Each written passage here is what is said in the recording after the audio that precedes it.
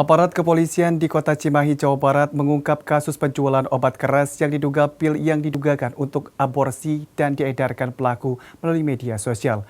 Dalam kasus ini, 2 orang perempuan ditangkap karena menjadi penjual obat haram tersebut terhadap ratusan pasien yang mengkonsumsi untuk menggugurkan janin bayi.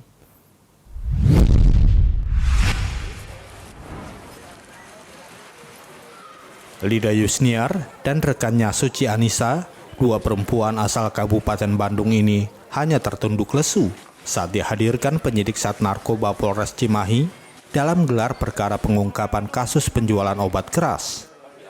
Keduanya diduga terlibat dalam peredaran obat keras berupa ratusan pil aborsi dengan penjualan via media sosial.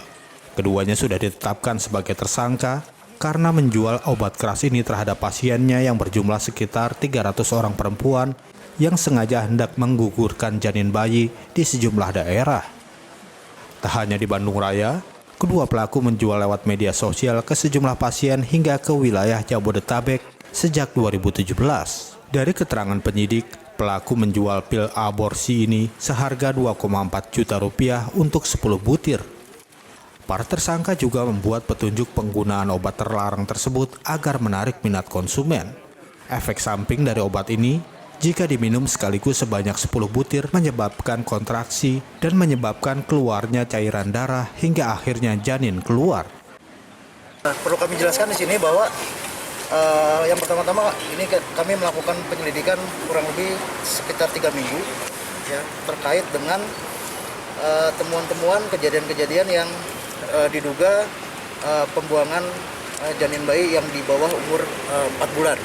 Setelah melakukan penyelidikan mendalam, ternyata kami menemukan bukti bahwa melalui media sosial ini, salah satu media sosial dilakukan penjualan obat-obat keras yang diduga sebagai pemicu untuk menggugurkan janin tersebut. Berdasarkan pengakuan dari tersangka, mereka sudah beroperasi dari tahun 2017, jadi sekitar 3 tahun.